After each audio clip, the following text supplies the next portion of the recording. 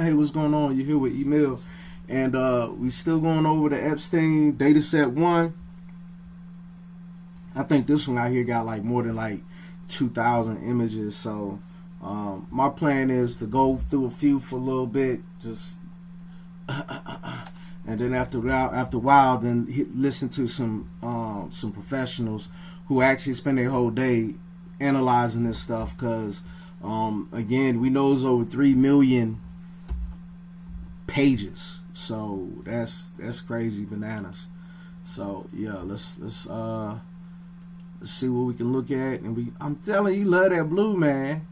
I ain't gonna lie, that's pretty player though. I like blue. I ain't gonna front.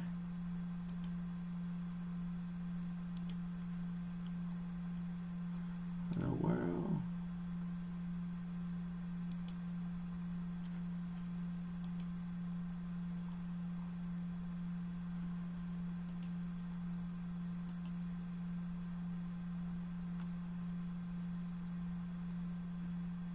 I don't know if that's a bathroom.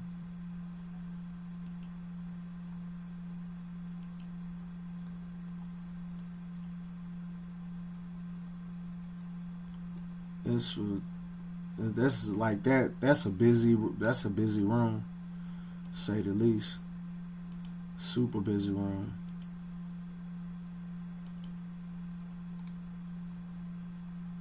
Yeah, safety. We on the ground floor.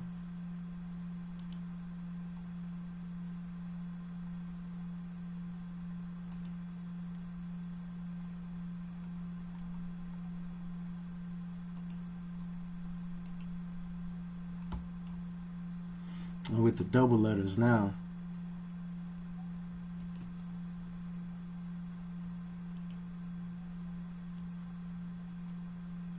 Topsoil.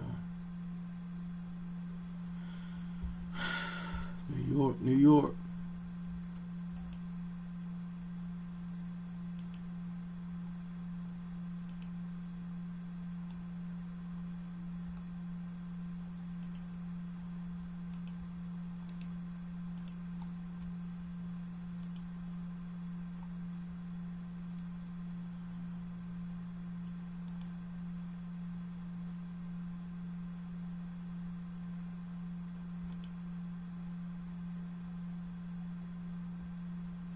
Whatever that's about.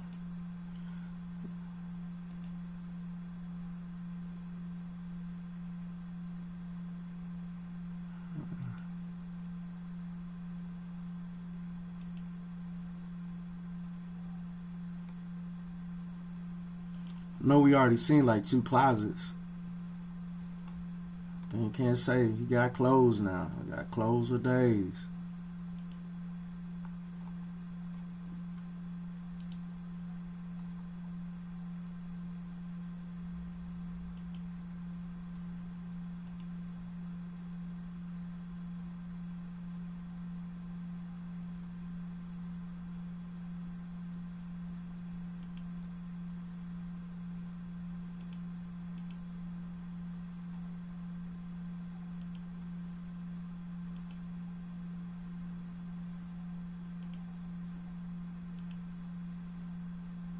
I was hoping to see we'll be able to see that whatever that was, that person hanging, but you know they just showing that person hanging, but they ain't take a picture of the person hanging.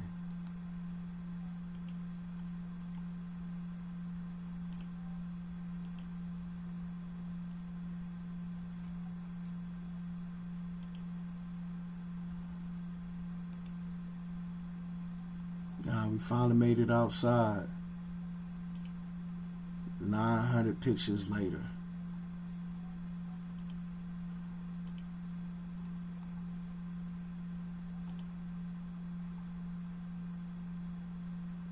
Look like she pointing at you. Lady in blue.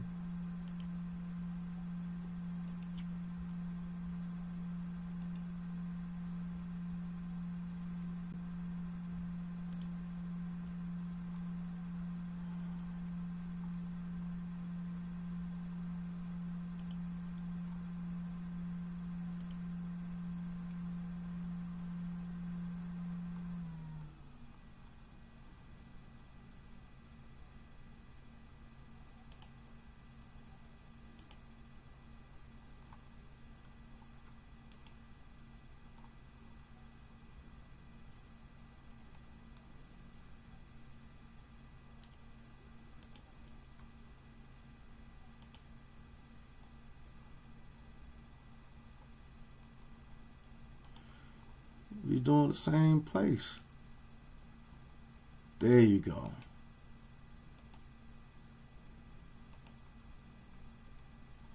That's what I wanted to see. That hanging lady, what's she doing? See somebody in the house. Surprised they didn't redact her. Oh, that dang redacting they doing. I think that that's a common practice for people in their 60s. They got like a bunch of pictures of sitting just on them little tables like that.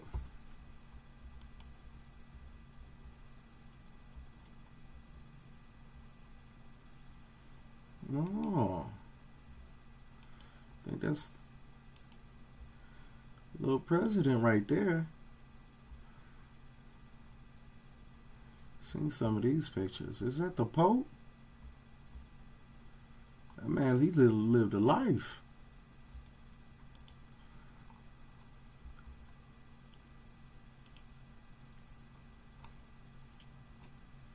It's like, I don't know what I know what his obsession is with having paintings of kids and naked people.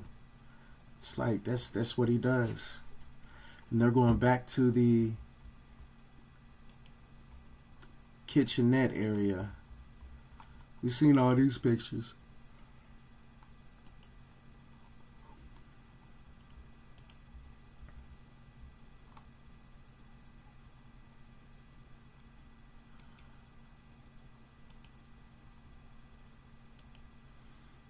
I don't know if that's supposed to be a goat or something.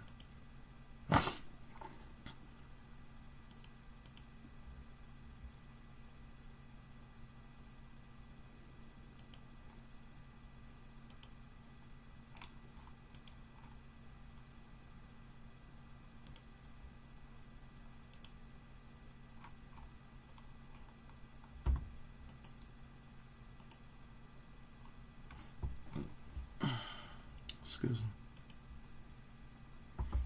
All right, so this is what we're about to do. Let's go ahead and take a look at some of the news that's going on for the most part, because looking at all of this, if you notice, the first 1,000 documents, the PDFs, all it is showing Epstein's residence, and it's going over a bunch of. He really loves blue. That's one thing I have to say. He loves blue, and his house is like real big. I mean, that they showed his massages and things of that nature too.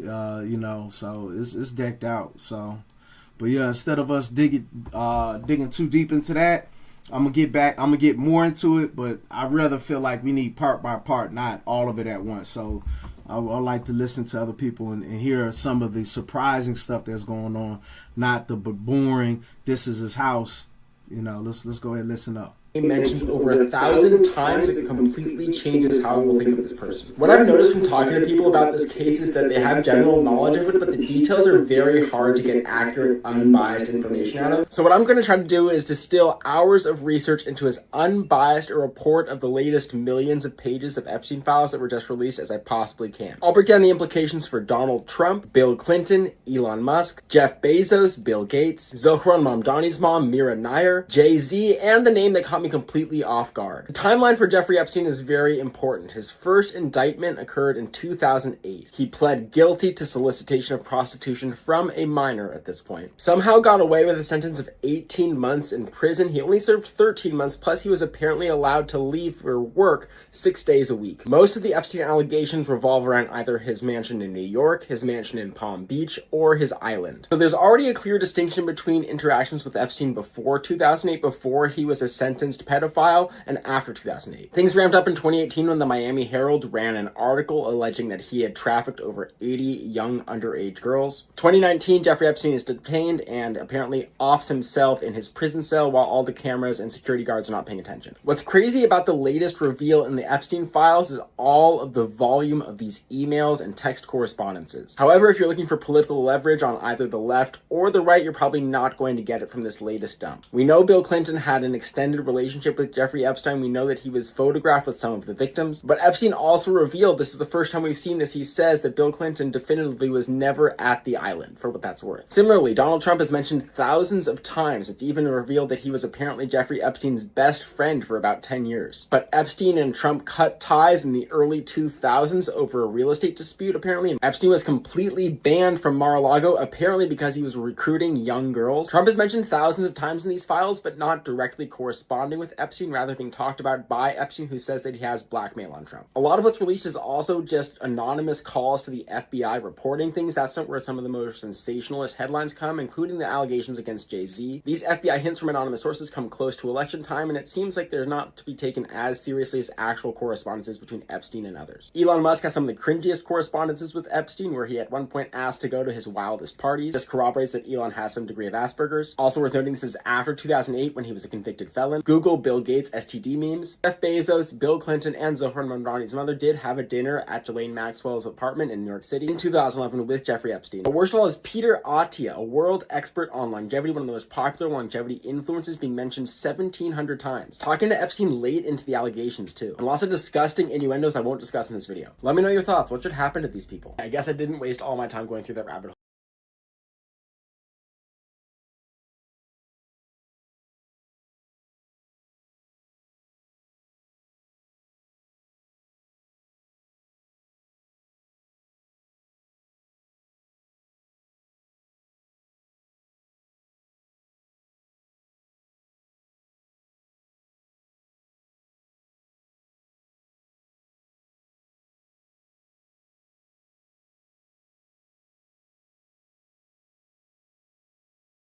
If you learned something.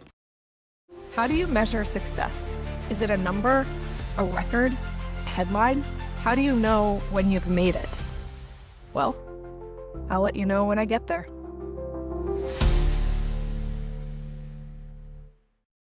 We begin tonight with a special report on a story Donald Trump has failed to disappear. The secrets of Jeffrey Epstein, now exposed in those millions of new files, which journalists and experts, all of us really, are still reviewing since Friday's release.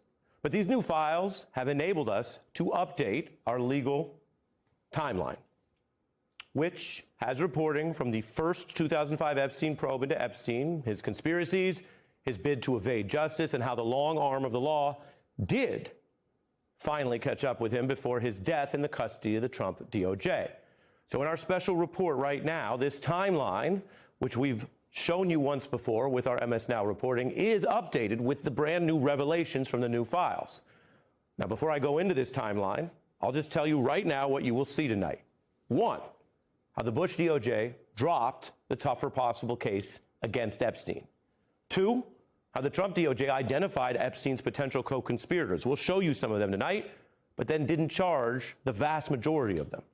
Three, how under both parties, the DOJ has clearly failed to follow those leads, which means the feds had paths to indict and stop this trafficking ring years ago, but they did not. Four, we'll show you how Trump's administration has top officials who falsely claimed that they had ended or limited their Epstein contact, and now they have been busted by their newly revealed emails in their own writing. That includes a Trump official who's still in the cabinet tonight. And five, we'll show you how the Trump administration lied about these files, fought their release, broke the law on releasing them, and still faces questions about what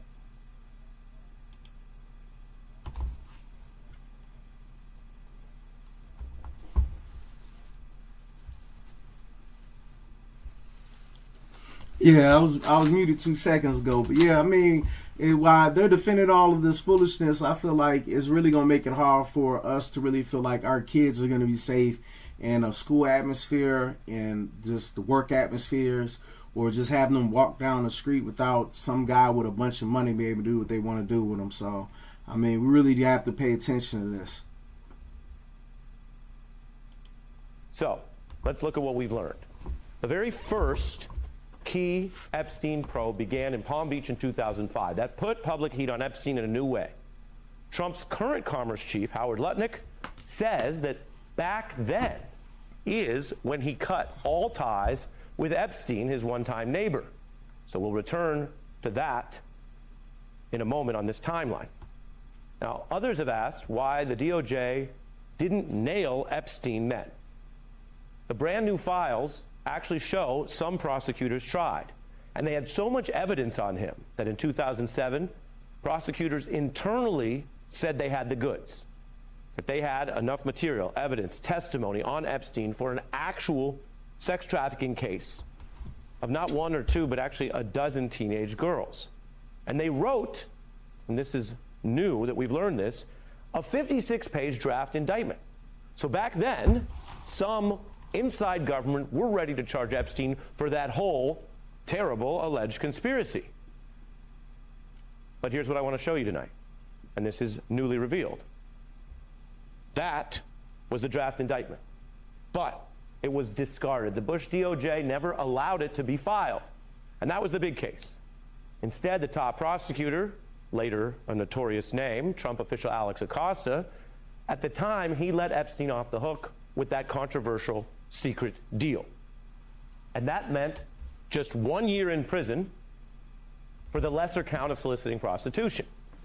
Acosta and others have argued that this was basically the case they had, that these things are complicated. Well, it's taken all this time, but I can report for you tonight that now the new Epstein files release from Friday shows that's false, that there was a whole written draft indictment of the bigger case, and they just discarded it. So, what happened? Some prosecutors had that case written up, ready to go. We've now seen it, but their bosses, this later Trump ally Acosta, or perhaps bosses in Washington, discarded it. Now, Epstein got out, and he continued his activities. The difference at this point in time is the public was actually on notice of at least his conviction of as a sex offender, even if it was, as I mentioned, lesser than the other potential case. And that gives us context, new in this timeline, of how Trump official Lutnick was secretly emailing Epstein at that time about visiting his island. This was while Lutnick's family was on a trip, 7 years after he claimed to have cut ties, or the mega donor and recent Trump employee, Elon. I didn't realize, I did see that dude put back up this picture. Lutnick. I did see like Lutnick. He was talking about how disgusted him and his wife was, and he said he'll never be back in his presence again. But I mean, I've heard men lie worse about that. As far as Elon, we all know Elon a little freak, and he on the dog food, you know. So it's kind of like known information. He's a wild guy. He has a bunch of kids for a reason. Was secretly emailing Epstein at that time about visiting his island. This was while Lutnick's family was on a trip, 7 years after he claimed to have cut ties. Or the mega donor and recent Trump employee, Elon Musk, emailing about visiting Epstein's island, asking what day/night will be the wildest party. Now that shows, at a minimum, attempted proactive socializing, desiring to go to the island for what Musk called wild partying. And that's by Trump allies who have obviously claimed otherwise. Now, Musk has responded to say that he did not actually go to the island. Lutnick denying this again, although he has less credibility now that the emails are public. And 1 day after the planned visit that Lutnick emailed about, knew from these files, an Epstein associate passed along an email to Lutnick that said, quote, "Nice to see you." The files suggest that for many, Epstein operated business as usual until 2018. This Miami Herald expose put heat on the DOJ. It had the goods again, which hadn't all been used. The DOJ had let Epstein off the hook before, but then he was indicted now on these tougher sex trafficking charges. The DOJ, since then, I should mention, has only indicted one person related to what's been documented as this sprawling conspiracy. Yeah, Maxwell, And so whatever I'm her going to name get is. into this because we are learning new things. For the first time, the new Friday files show the DOJ was eyeing other suspects. It's a mob-style chart. And the feds made this of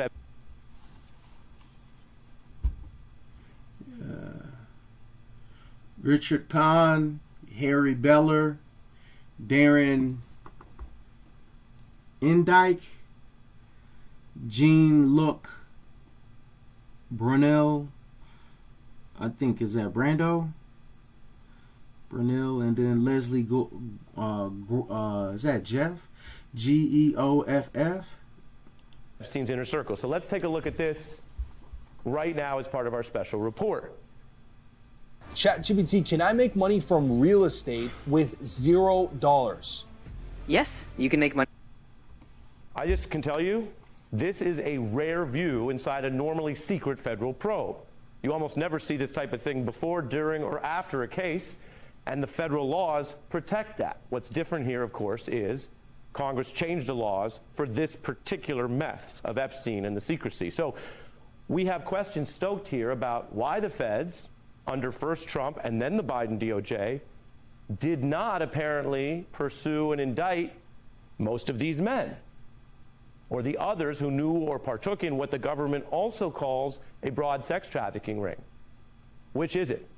A giant sex trafficking ring with someone at the center and other men involved in crimes, knowing and otherwise?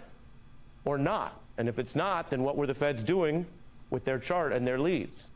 I can tell you we have redactions here, some of which may be for potential victims or those that the government viewed as more coerced into being a part of these crimes rather than being the ringleader or the proactive criminal.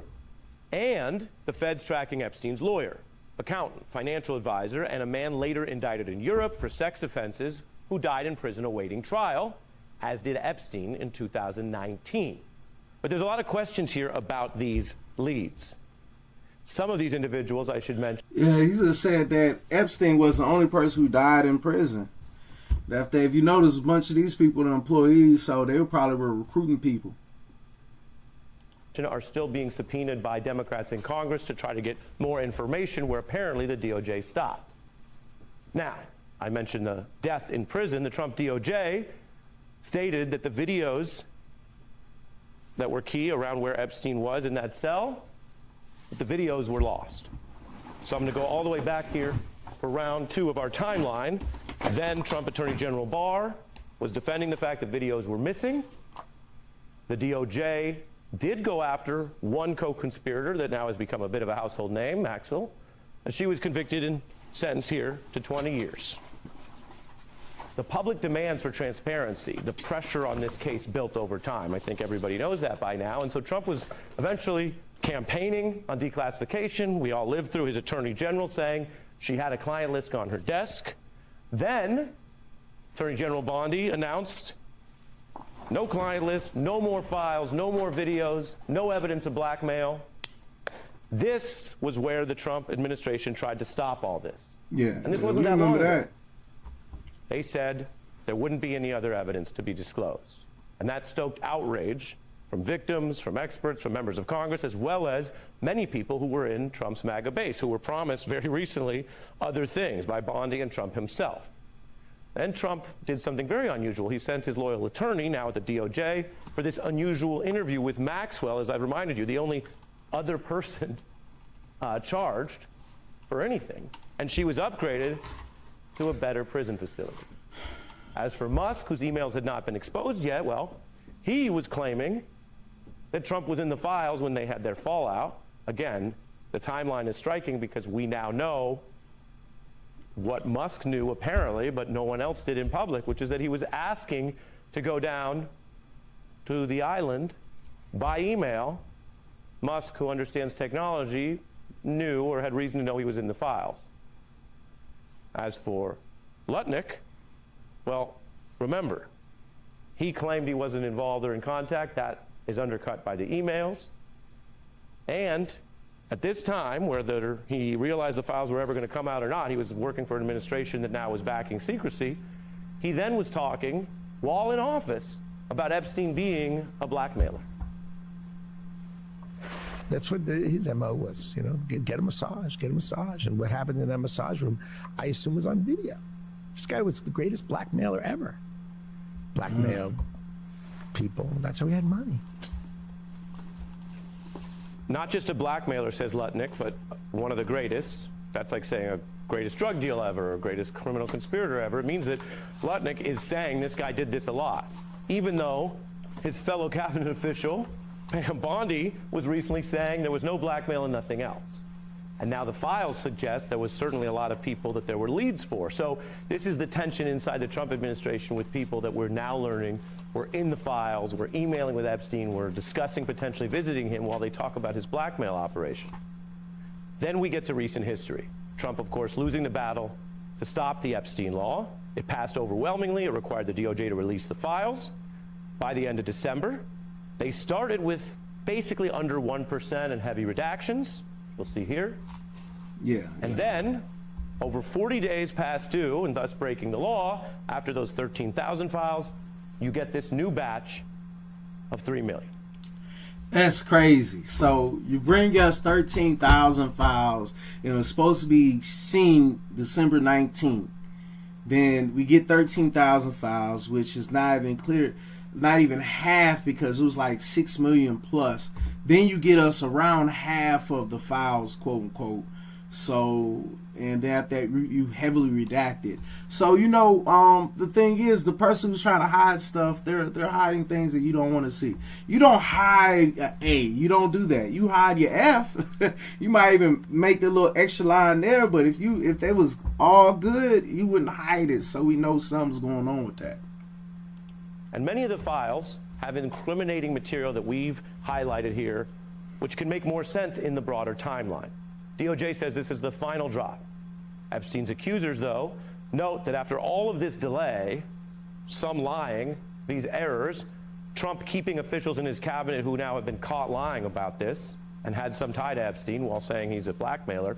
After all of that, victims note that the DOJ still had redaction errors at a minimum, that they exposed some identities, at the very same time that they seemed so intent to go to great lengths to delay, deny, defy, or protect some people in the files. I don't think that there's a single survivor who was like, no, we shouldn't have done this. No, it needed to be done the right way. And it's just not. Everything was a power play. And now I'm feeling like this is a power play. Yes. My response to his comment is like the age-old phrase, this isn't over until we say it's over. Meaning the 1,200 survivors fight for our right to see all the files. They really failed all of the survivors on this. It feels kind of in a way like additional intimidation, which is something that I think we all felt during our association with Jeffrey Epstein. The original crimes not dealt with, sometimes covered up by the government lying, and then finally following the law that it was forced to follow because it was so overwhelmingly passed over any possible veto by the president, who keeps trying to hide the Epstein files. Yeah, if you wasn't aware, it was like a bunch of people that they exposed like their information as far as their names, social securities, and just a few other things. My understanding that they really gave people information like residents and things of that nature. And if you really thinking about it, if you have a lot of money and you were in those files and then you recognize said person, what stops you from trying to get rid of that person? So you really, it's like, who are they really trying to protect? Are they trying to protect the people who have power, or the lower class, middle class, or just the kids? They're not trying to protect anybody, but in my opinion, it seems like they're just protecting the people who have the money. You know what I mean? So if you bumping elbows with the big man, you get blessings. So these are just some of the key points we've learned about some of the key players who are still in government, exercising power now, as well as the way we got here. So I want to be clear about what we're learning, because there have been all sorts of articles about what's failed, or how people are getting away, or whether there will be consequences and accountability, whether that's in the public sphere of civic life and business, or even legally. We know more than ever now about the lengths that federal authorities from different administrations and powerful men and their well-paid allies, lawyers and others, were willing to go to bury these secrets.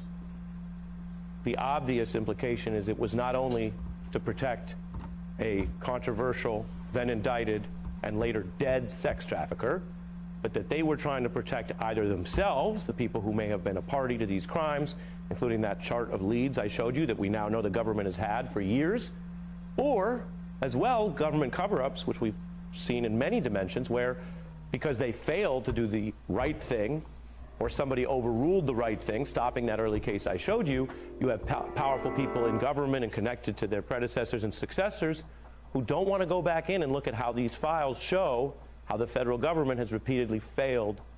Whoa. What's that? I just built a budgeting app in Base 44. Guys, Nina just built an app. Victims and justice. Well, the U.S. attorney wanted it to be otherwise for whatever reasons. We don't have to go into those. And I respect what you're saying. An indictment, even when it's filed, is just a charge and has to be proven. Sure. But the thing that's interesting is that we have the indictment now. I do not believe that anybody has the 82-page pros memo prosecuting the case. In other words, explaining why this indictment makes sense. They don't want that out, I believe, you know, and if somebody has it, then let's talk about that. But I don't believe they have it. Yeah, and you're speaking, again, I'm only slowing you down because I just want to underscore the point. Right. When they say, oh, Bush-era DOJ, well, you know, it was complicated. This was the deal we could get. We learned as of Friday, first time ever, no, actually people in your office had a lot more. And they didn't just have it in their minds, because sometimes we see cases where a prosecutor has a grand idea, but they didn't really have it all. Here, it was not, as I mentioned, one or two alleged victims. It was a dozen victims, minors. I want to play Lutnick for you, and then I'll let you get to your other points, but I just want to get this in. Sure. So it's like they keep talking about Bush and his era where they could have put a real case on Epstein, and they chose not to. And it's like an 80-something page document that's stating that, you know, of why it made sense to bring it forth. And apparently this professional right here is basically saying that we're probably never going to see that. I mean, hey, you know, they bury a lot of stuff. They redact a lot, so wouldn't be surprised we don't see it. There is a very serious standard in this country, which we apply. We, unlike some people, try to apply fairly for all, which is we don't do guilt by association. The fact that somebody is mentioned does not mean they're automatically a part of the crime. That has to be researched and proven, obviously.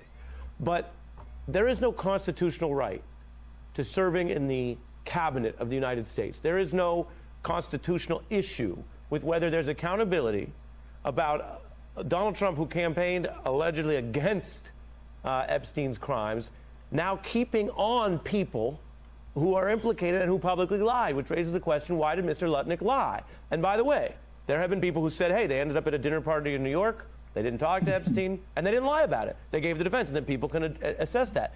I want to play, again, what we showed in the timeline. This is Lutnick, who's currently in the cabinet. Take a listen. All right. And there's a massage table in the middle of the room. He gets weirdly close to me. And he says, and the right kind of massage. My wife and I decided that I will never be in the room with that disgusting person ever again. So I was never in the room with him socially, for business, or even philanthropy. That was the public claim this past year. The emails released Friday show him trying to arrange.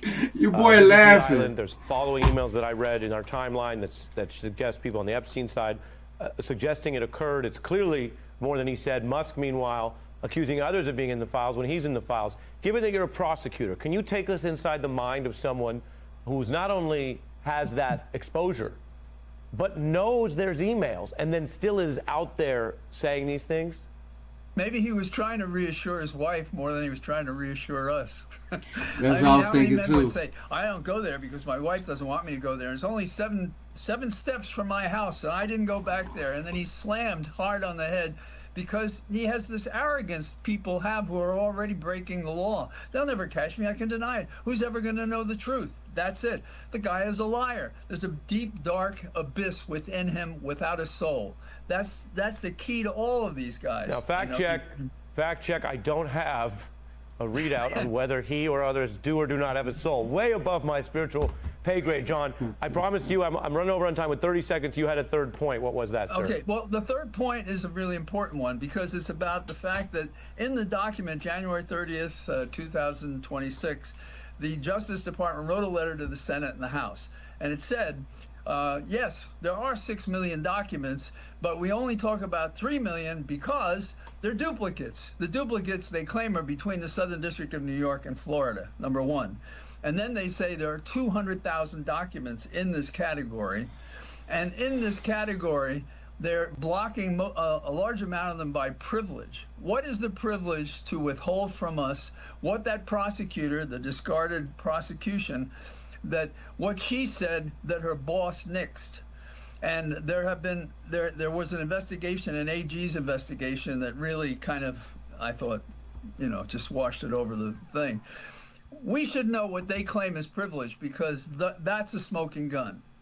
What is in those 200,000 pages? That is something to know about. All right. So this is what we're gonna do. We gonna call it quits for right now when it comes down to dealing with just looking at the files. We're gonna call it quits, and then after that I will go into more of what they got. The reason I say we're gonna call it quits is because instead of trying to bore you with just everything at once, you might want to watch and read here and there, and just I like Ari, MNS and all that. They bring up very good points. Really, I listen to dang anybody. I even watch Fox because I like to know what people are thinking outside of people who think like me. But before we go, let's go ahead and have the drill sergeant put us out. What one motivated Marine and his rifle can do. And before you ladies leave my island, you'll all be able to do the same thing. Here's my rifle, this is my gun. This is for fighting, this is for fun. Here's my rifle, this is my gun. This is for fighting, this is for fun. Here's my rifle, this is my gun. Actually, we're all tickled to hear you say that. Quite frankly, watching Donnie beat Nazis to death is as close we ever get to going to the movies. Donnie! Yeah. Guy's German here wants to die for country. Oblige him. Did you ever kill Jews? Bravery.